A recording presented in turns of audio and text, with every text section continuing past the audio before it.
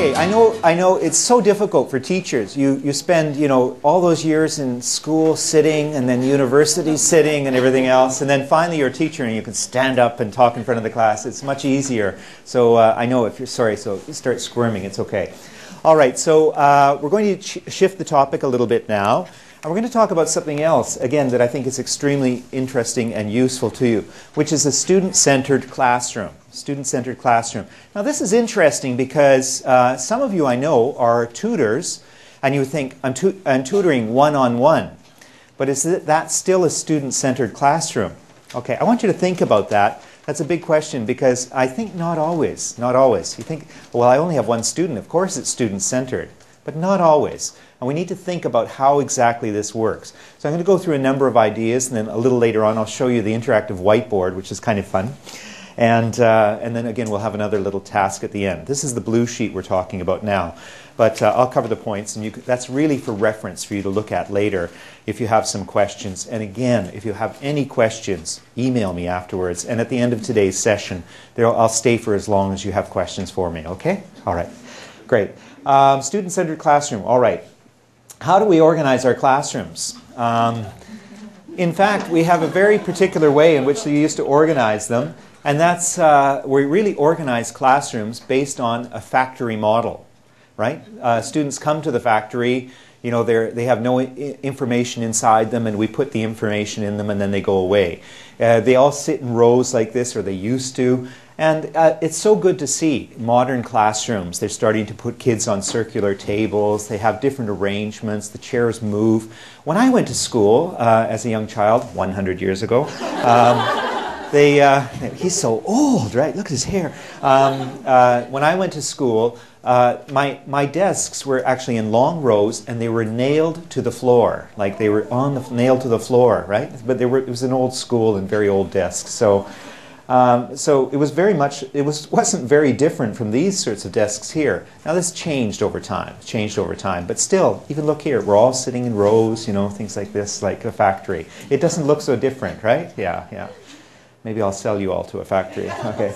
All right, so classes, we believe, should be student-centered. This is my belief, and this is what I think I'm going to try to convince you of, this idea, throughout this presentation for this hour. The traditional idea is that knowledge and experience go into the teacher. That's your university training, that's your life experience, and it goes from the teacher to a class of students. That's the old way of thinking.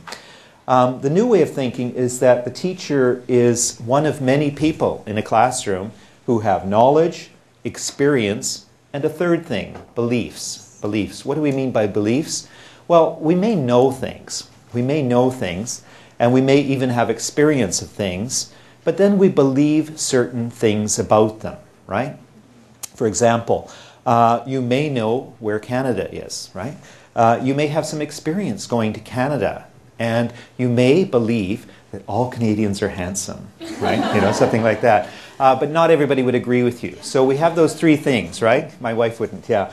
She said, so knowledge, experience, and beliefs. So this beliefs part is really important. That's kind of new because it's not just, again, we're training students differently now. We're not training them to work in factories where all they need to know is how to put something together or do something the same way that it's been done for 100 years. We're trying to make them thinkers, creative thinkers in the classroom. And language is a wonderful vehicle for helping to do that. We help them to think. We help them to examine, what do you believe? How do you know that? Why do you think that? Okay, so I want to talk about 8 considerations plus 1. Okay, so 8 considerations. And in fact, these are sort of 8 secrets to successful language teaching. These are the things that when I started writing this book, somebody asked me, say, how long does it take you to write this series? In fact, too long, to about almost 6 years. But the first 3 years, we didn't write anything. We argued. We said, well, I think it should be like this, and it should have these ideas, and this is what I think is important. And some of these next ideas are things that I think are very important about teaching and learning, and I hope you'll agree. Let's have a look.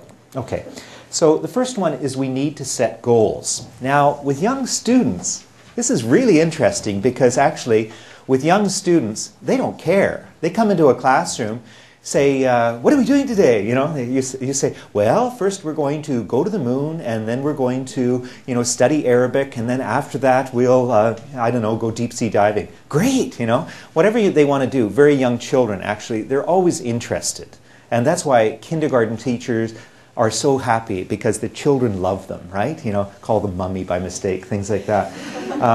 But they don't really have any goals. The children just enjoy learning because they have an internal goal, an inside goal, that they want new experiences. So when they come to school at a very young age, they're often very hungry for new experiences and interested in trying different things.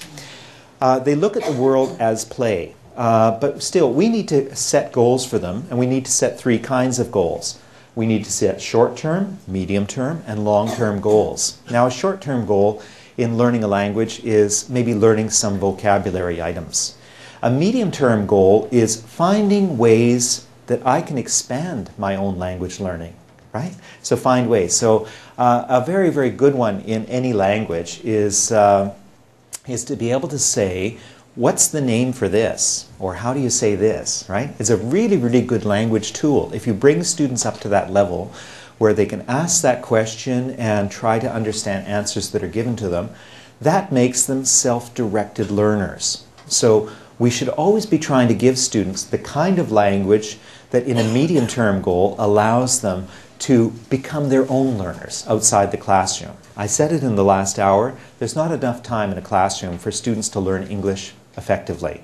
You need to rely on them going outside, being curious about the world, and seeing opportunities for learning more language themselves. The long term, of course, is to learn a language. You know, to learn a language to a fluency level where you don't have any difficulty communicating with native speakers of that language. Now, it's funny, but you know, people ask me, say, you know, they talk about my English. Now, I've written something like, I don't know, 120, 130 books. You know, I do have a PhD, you know, in many years. Yeah, I went to school for a long time, but I still consider myself an English language learner. Why? Why is that?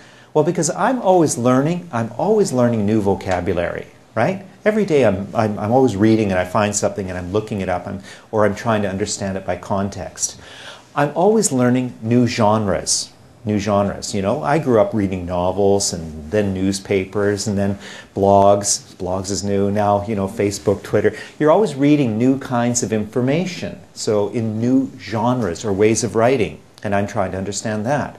So in fact, we never stop being language learners. So we need to make students understand that in the long term, they can create a native-like fluency or something close to a native fluency, but they need to continue learning. And that goes for all of you too, yeah, so don't quit. Okay, finding motivation. Learning a new language is difficult. It is difficult, and so we need encouragement from everyone and everything around them.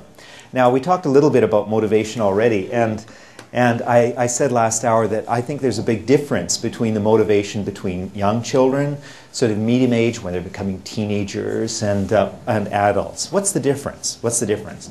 Okay, so as I said, I've got 2 sons. When they were little, loved doing everything. You know, I'm going, Daddy, what are you doing? Oh, I'm taking out the garbage. Oh, can I take out the garbage too, please, you know, please. Oh, sure, yes, that lasts for a couple of years. Now my 12-year-olds, oh, Nathan, can you take out the garbage?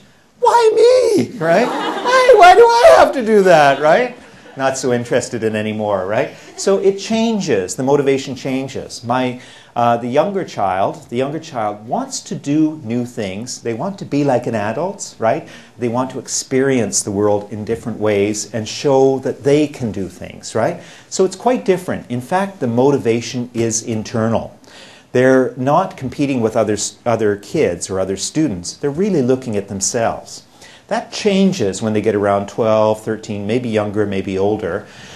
It changes when all of a sudden in class they ask for the first time, they ask that terrible, terrible question, right? You say, oh, good morning class, today we're going to be learning about this. And they say, is this going to be on the test? Are we being marked on this? How many marks is this for? Will this affect our final grade? Oh, it's so depressing because all of a sudden their motivation has changed from being internal to external. And they're doing a couple of things here. First of all, we're telling them over and over and over again as parents, we're saying, oh, how'd you do on your test? What was your mark? How did you do? How many A's did you get on your report card? So as parents, we're responsible. As teachers, we're responsible as well. Say, oh, I can see who will be working at McDonald's next year, right? So it's changing. We have an influence on their expectations of themselves, but also they're looking at each other a lot more because as they get older, they're much more conscious of groups. This is just cognitive development. And so they're looking at their friends, say, what did you get on the test? A? Oh. What did you get? D? Right? So they're placing themselves within a group, trying to see how they fit, where they fit in the hierarchy. So that's a little bit different for them. What do we need to do? We need to find opportunities to motivate them, not just by grades, but giving them reasons why they think they might learn the language. When I was in grade 8, right, when I was 12 or something, I remember I was studying French then, and I can remember one line from really then. Of course, I speak French, badly now, but I remember purposely myself learning one line. It was, voulez-vous aller au cinéma avec moi ce soir? It means, would you like to go to the movie theater tonight with me, right? Because I thought it would be a good way to ask a girl out, right? Yeah. Here it was a motivation that was appropriate for me. It was appropriate for my level. It was appropriate for my age and for my context of what I was doing. If the teacher knew that, and could have said to me, and could have said, hey kids, what kind of English do you want to learn? Or what kind of French do you want to learn? What do you want to use it for? If the teacher had stopped and really said, I don't know if I would have said, I want to be able to talk to girls in French, but maybe I was hoping I could talk to them in French so they wouldn't understand me. I don't know. Anyway, but you have to find that motivation. What happens with adults? Adults are different again. The major reason why an adult learns language? Money, right? An adult is generally going to learn a language to get into a university program or to get a better job or somehow for opportunities to travel or to enjoy themselves more when they do travel. They're nervous to go to Italy. They say, oh, what if I can't talk to anybody or can't understand anything? So money is the main one. Another one sometimes, love, right?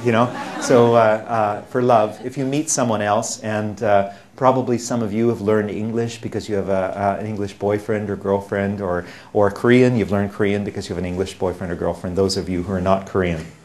Okay. And if you're not married, put up your hand. Yeah? There we are. Okay, good chance for you. Yeah. Okay. So the different motivations at different levels. So we need to be conscious of those, and we need to address them in different ways. Let's not approach it all the same way for every student.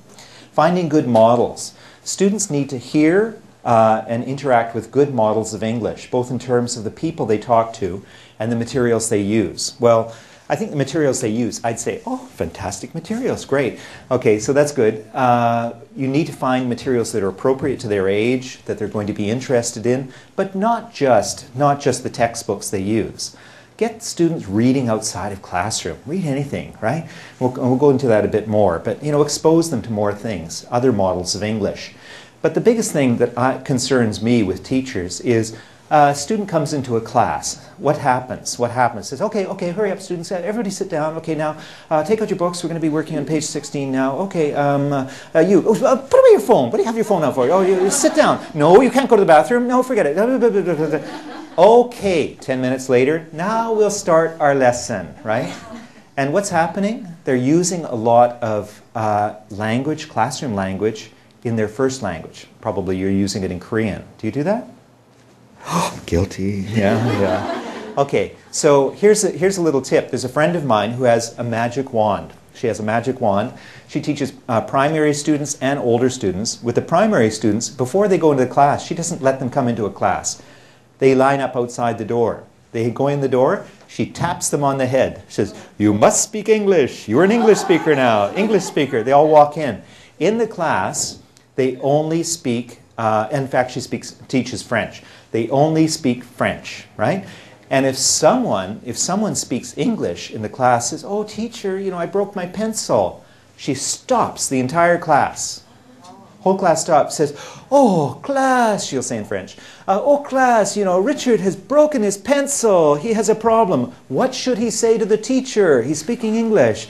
And she'll say this all in French, and the class will all stop, and they'll turn and look at this kid, and they'll say, "Oh, you should say, oh, excusez-moi, professeur, mon style," and she'll say it in French, and they'll explain it in French, and then the class goes on.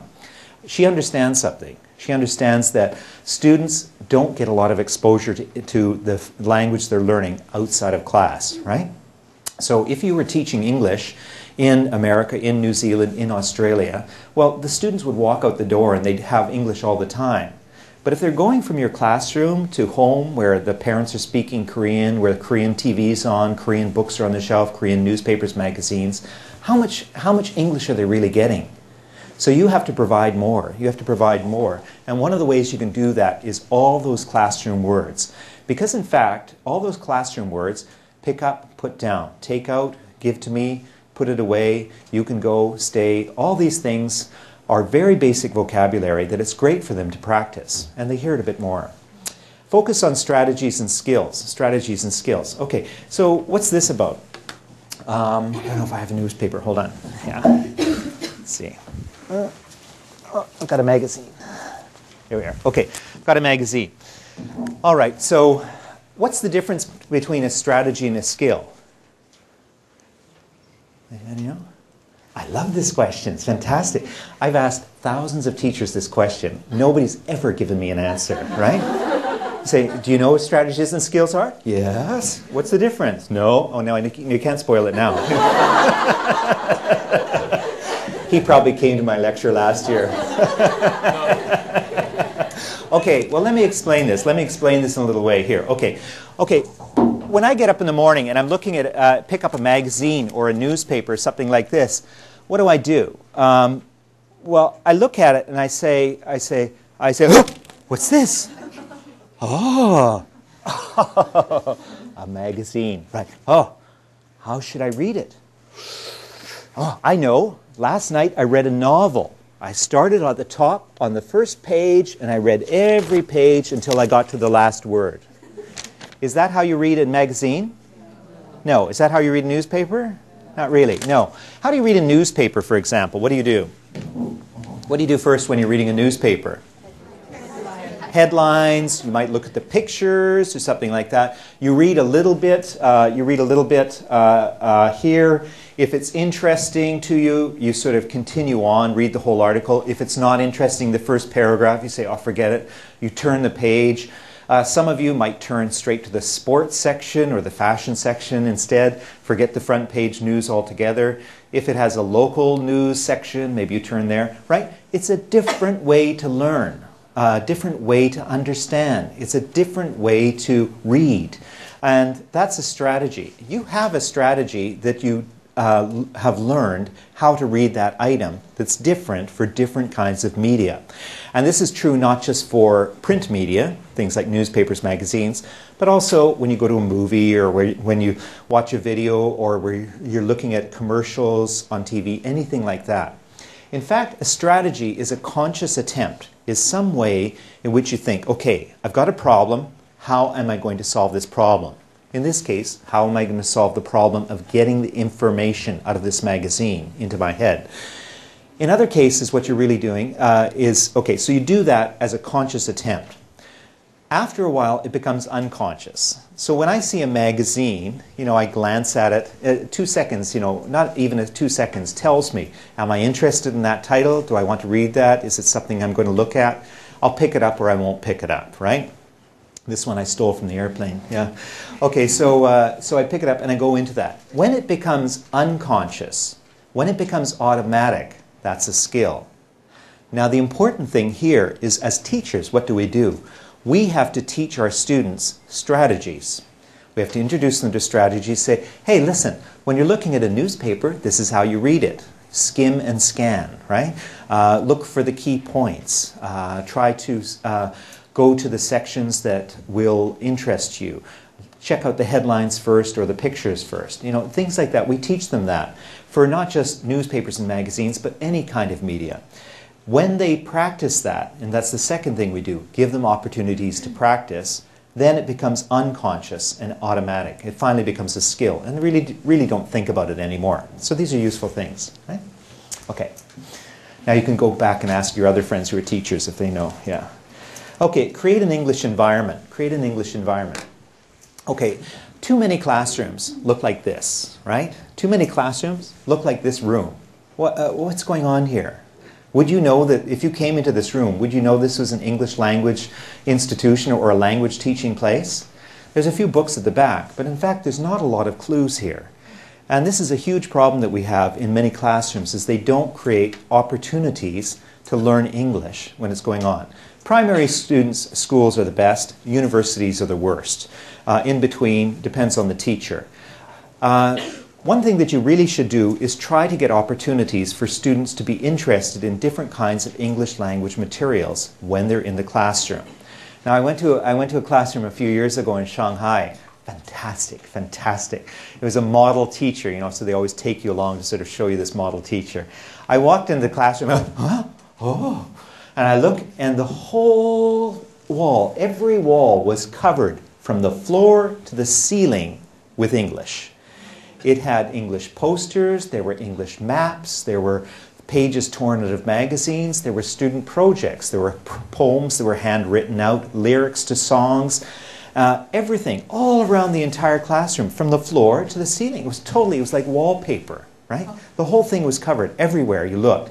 And I said to the teacher, I said, oh my goodness, I've never seen anything like this. It's amazing, so much stuff. So that's a lot of work for you. She said, oh, I didn't do a thing. She said something that I love. She said, oh no, I'm a lazy teacher. What did she do? She gave every student half a meter, 18 inches, right? Half a meter, says from floor to ceiling, half a meter for you. Next one, you. Next one, you. You're responsible. You cover those pages. You put up the English language materials. Whatever you like. So this has two sort of good functions. Two or three. First of all, students are finding appropriate materials. They're finding things that they read that they're interested in. Somebody puts up a picture of Tom Cruise. Oh, somebody else puts up a number, something else. They write the names on it. So again, they're using English. Tom Cruise is a movie star. They're putting some information there. They put up their own work when they've done well on something. So that's up there as models for the other student. And that creates competition. It's all personalized about their own world because it's things that they're interested in. And it's language that they're really using. So it's very purposeful. One of the things is that as they're doing this, they change it constantly. So they come in each week and they keep looking at it and updating it. So the students are always coming into the classroom and they notice when something has changed, something new has come up. So they're always seeing all this new stuff. But the best thing is, the teacher doesn't have to do anything. And I talked to her and she said, yeah. She said, the best thing is, I don't have to do, I don't care if the student's not looking at me. In a class, students get tired, they sort of look, it's English over there, right? It's English over there. They can't get away from it, so they're always being exposed to English. Now, if you're a teacher, or if you're a parent and a teacher, you can do this at home too. After I met her, I did something, I used to be a math teacher when I was younger as well. I taught English and math. But my boys are good at math, but in the bathroom next to the toilet, I put mathematical formulas and a numbers table, things like that. They're just sitting there anyway, So you can do this, create an environment. You don't have to do it in the bathroom, but creating an environment where English is encouraged. That means at home and at the school. It's a great thing to do. And if you're a teacher, you can talk to the parents, say, how much English is in your home? Now, when you go outside, actually, there's a lot of English around Korea. And, they can take advantage of that as well. Read. English is the gateway skill. We say English is the gateway skill because it's important for every other subject, not just language learning, but everything. If they can read, they become self-directed learners. They can continue learning on their own. So that's extremely important. What do they read? Parents always asking me this. What should I read? Get my child to read. My answer: anything they want. Let them go to the library. Let them find books that interest them. I don't care what they read. If they're reading comic books, cartoon books, it's fantastic because they're interested and they're learning to love English. So it's an important thing to do. Practice, practice, practice. Students need to find opportunities to practice what they learn in terms of reading, writing, speaking, and listening. Now, reading we've just talked about. Writing, okay, write a letter to grandma or do something like that. Speaking, here's an interesting one. Last year, for the last 2 years, I was in Abu Dhabi in the Middle East. I had a job there. I was just managing some programs for the university there. And so my two sons, they studied Arabic at school. It's just their compulsory subject. Anyway, this last summer we were in Toronto and we were driving along and there was a truck. We just stopped and the truck next to us had some Arabic writing on it. In fact, it was a fast food truck. It was selling kebabs, meat kebabs. So I saw the Arabic on it. I don't read Arabic. But I turned to my 9-year-old. I said, what does that say? And he said, halal. I said, what does that mean? He says, I don't know. And I said, well, I can't read it, but I know what it means. Halal means meat prepared for Muslims, right? It's okay for Muslims to eat the meat, halal meat. So what a great little learning experience, right? He felt fantastic because he was reading a secret code, right? He could read it and I couldn't.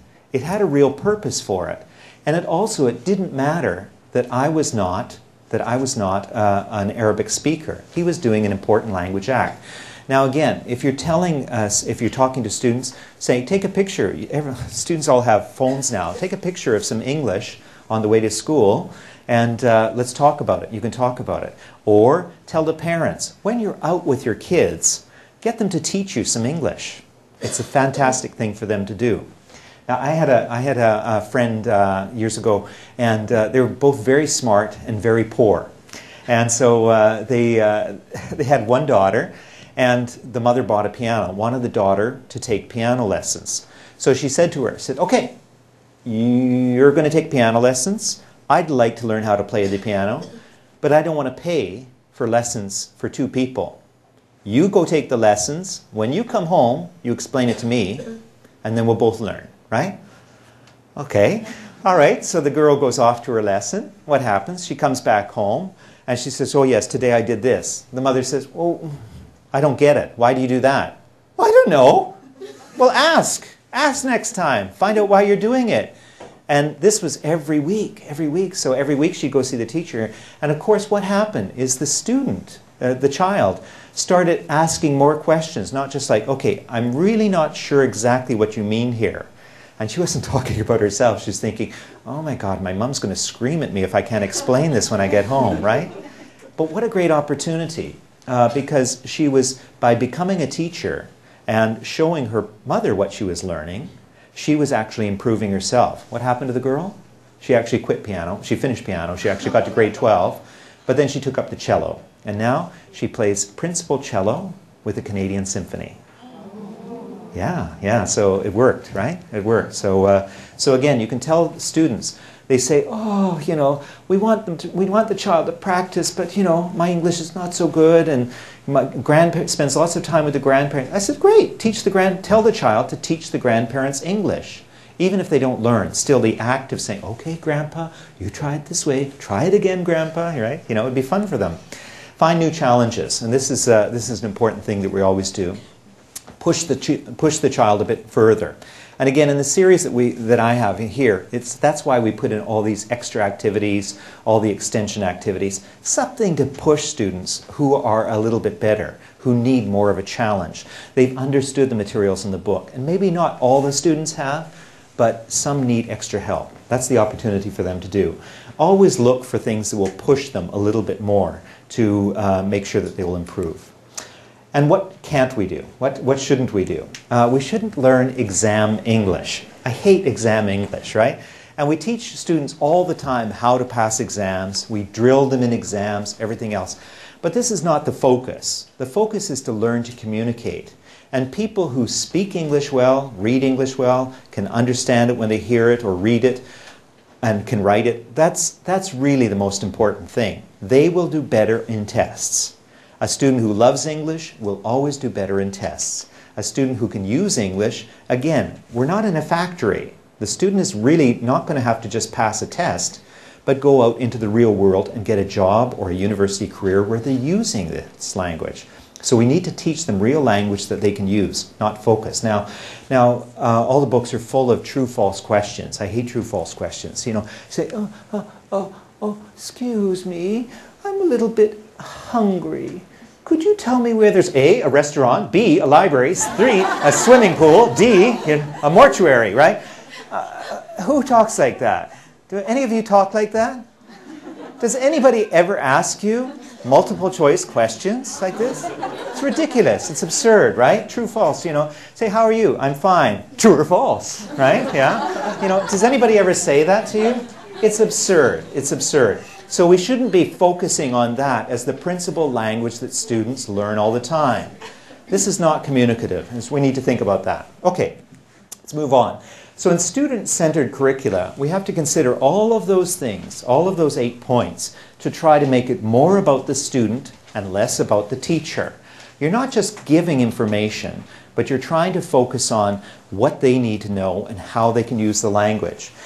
When we make the classes more about the students and what the language that they're using, it strengthens motivation. They're more excited about learning. Promotes peer communication. It reduces disruptive behavior. Builds student-teacher relationships. Promotes discovery of active learning. Increases responsibility for one's own learning. Let's go through these one at a time. Okay, first one, strengthening student motivation. Okay, if it's student-centered, if the student feels it's about them learning the language and not you sitting up there, you know, judging people like, you know, yes, you're good, oh, you could do better, you know, it's not as interesting to the students. But if they think, okay, you come into a class, I expect every one of you to get an A. You're going to have to work for that, though. So work, help me with this, and try to improve. You tell me what you need to do to improve, and you think about it every day. So they become more motivated because they think it's about them doing something well, not just you judging them. Many students I always see, you give them back their paper, right? You've spent all weekend marking the papers, right? Give it back to the student. What happens? A, over the shoulder. B, over the shoulder. They're not really looking at it, trying to see anything other than how well they think that you think they're doing. But it's not about that. Do you know Natalie Portman? Natalie Portman, actress, yeah? Yeah, famous actress.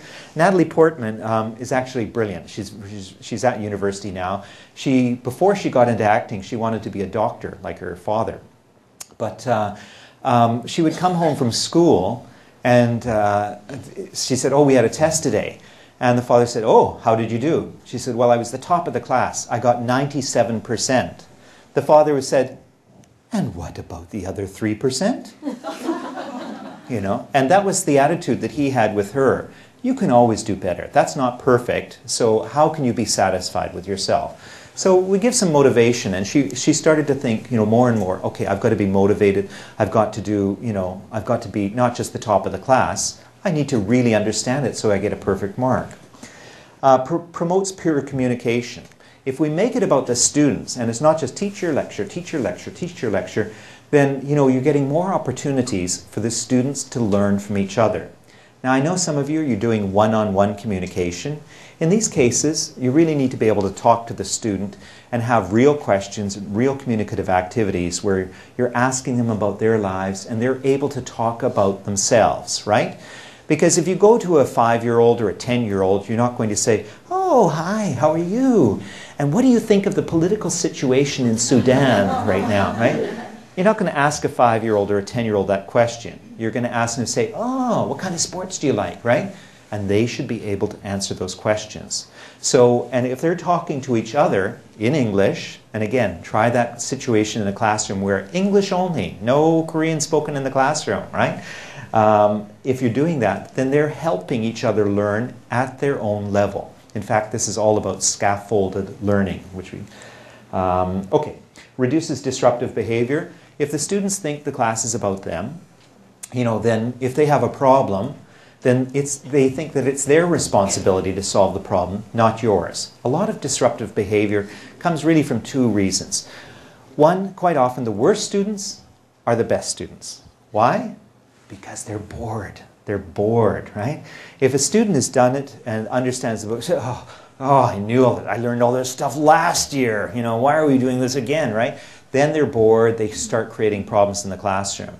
But in a student-centered classroom where you're really looking at each student, not as a factory group, but you're saying each of you probably have different needs, you're at different levels, you have different strengths and weaknesses, then all of a sudden they understand that and they can work with you a lot more effectively. Build student-teacher relationships because you don't see it as me, them. You're one of a team and you're all sitting together and you're sharing experiences. I have experiences, but I know when you come into a classroom, even in English, you have some experiences. Some students, very young students, they will learn language that's very particular to their interests. Now, you always see these books, for young kids, and I always laugh because it says, C is for cat, D is for dog, or, D-O-G, and always this low-level language. But when my kids were 4 years old, they were saying Dilophosaurus, Tyrannosaurus Rex, right? Stegosaurus. They were using these big, long words. Why? Dinosaurs. They're interested in dinosaurs. They can learn anything if they're interested in it. So we need to find things that interest them so that they're sharing what they know in a classroom with you. Okay, promotes discovery and active learning. Again, in a student-centered classroom, what we're really trying to do is find opportunities for them to discover new things. So you're asking them, say, okay, today we're learning about emotions, right? What do you know? What are some emotion words that you know? They have an opportunity to share. Somebody says a word, and somebody says, I don't know that word. What does that mean? And they're explaining. So they're discovering and they're sharing. It's exciting. It increases responsibility. Again, we make the student responsible for learning. It's not just you, that you tell them. And how many kids go home? How many kids, even my kids come home and used to come home and they say, how'd you do? Oh, terrible. It's a bad teacher. I said, really? Is it a bad teacher or a bad student? What is it? You have to look at yourself. Don't always just look at the teacher.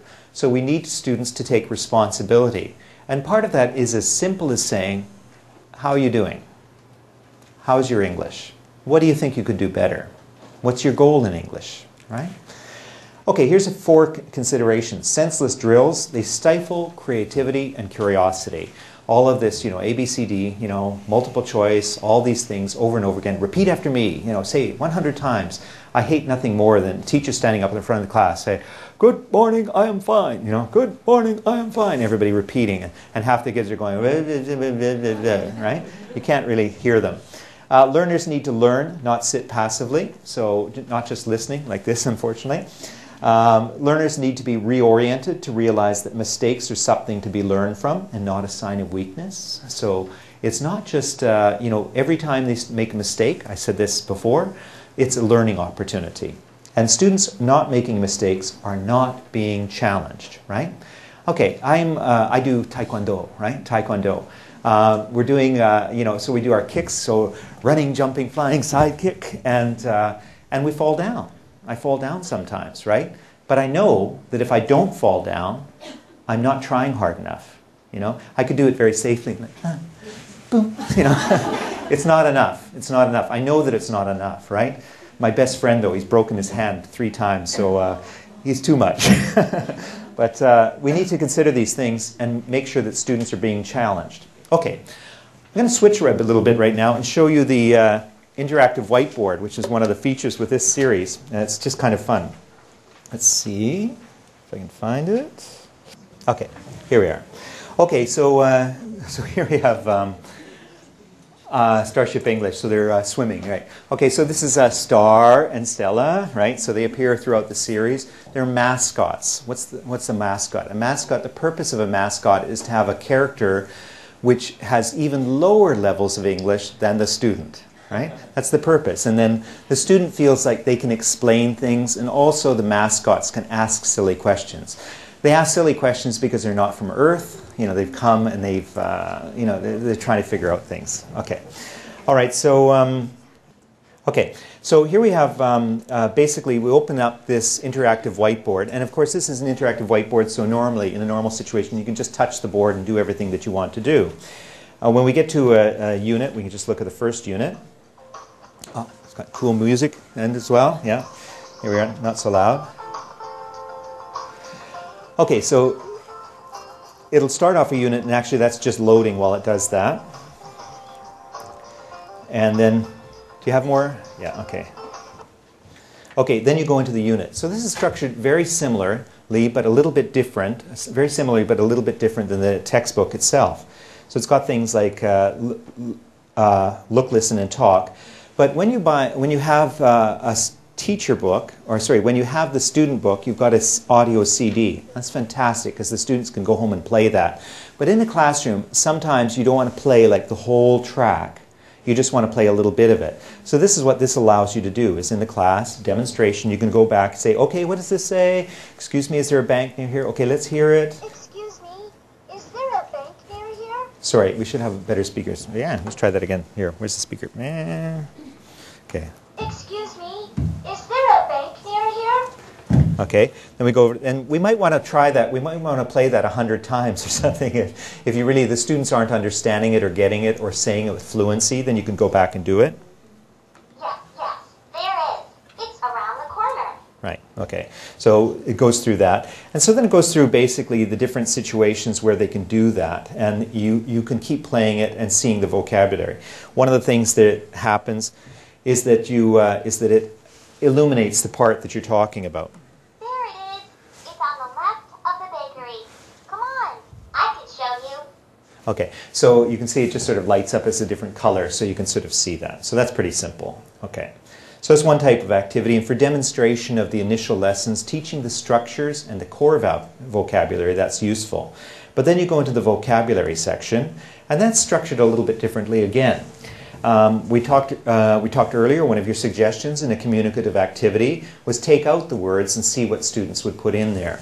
So we have many things. And this one is, in fact, too obvious because it's got the names of the shops. But normally, for example, if it had animals or something, then you would have to say, oh yes, that's an elephant, and you'd have to use the word. But in any case, you can see it has put the word in or take it out. And as a teacher, you can do different activities with that. Many of those are suggested in the notes. Oops. A sandwich shop. And then it'll have the vocabulary so you can hear it as well. Cool. Okay, and then there's the talk section. And again, just as I said before, this is an opportunity for students to experiment with the language. They've learned all the vocabulary now, and they've got a couple of basic structures here, and now they can play with those, and they can experiment and add new things. So it's a good opportunity. And then in the listening section, lots of listening. And again, you've got the pictures, you've got the text, but the clues, in order to answer the question, you really have to listen. And the student can't do the activity without listening. So it's the same as in the book, but essentially all you do here is drag and drop. So first you listen. Oops. Do you know where the bakery is? The bakery is across the street. Okay, so then we... So then we can see here what they're talking about. We know they're talking about a bakery, so we have to identify which one is the bakery. So we say, oh yes, it's down here. So then, of course, you just drag it.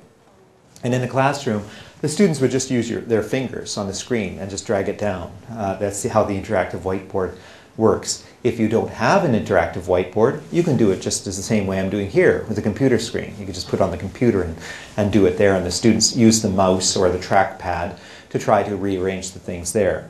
After you've finished it all, they always have the check section, and that gives you the feedback. Again, it's a good activity even to say to the students, okay, you're finished already? Oh, well, you can try this. Go through the whole unit, try it by yourself in the corner with the computer, right? So a student can do that independently, so that's a good opportunity for them. Okay. All right. So there's listen, practice, and lots of these are drag and drop things as well. Here's a sentence, excuse me, is there a sports store near here?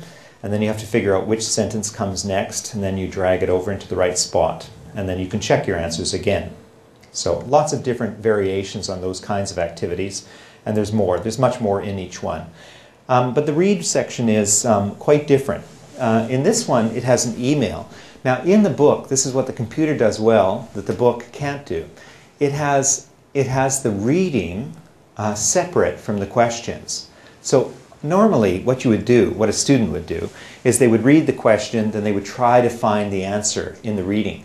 But because these are on different pages, what they have to do is open the email by clicking here, and then they get this Hello Aunt May, they have to read it all, it continues on. They read the whole email, and then they have to go back. Then they have to go back to the questions. So they have to, in fact, memorize everything that it says, or try to get most of the information, and then try to answer true, false throughout there. So again, these are all just example activities from one unit, but they vary throughout, and there's teacher notes. The teacher notes are printable because you don't want the teacher notes popping up here, obviously. It'd be a waste of space, right? Okay, let's escape from there. Okay, so that gives you a general idea about how that works. Okay. We used to think that children were like empty vases. You know, they come into a classroom like coming into a factory, and we would just fill their heads with information. That was part of our job, you know, that they didn't know anything. We understand now that children do know a lot. They will have seen some English on signs. They will have experienced listening to some English people, maybe a friend of their parents, or they might have traveled to another country, or they might read comic books in English, or see a video, an animation that has English in it. In all of these cases, we have to change our opinion and recognize the idea that, that actually children come with experiences to the classroom. And by taking advantage of those experiences, we make a much better student, right? Okay, that brings us to about the end here. We do have a task for this section, but I think I'm just going to cut that task because of the timing. We'll have another 5-minute break, and then when we come back, we're going to do a few little game things and talk about games, what we can learn from games, okay? Okay, thanks. Yeah.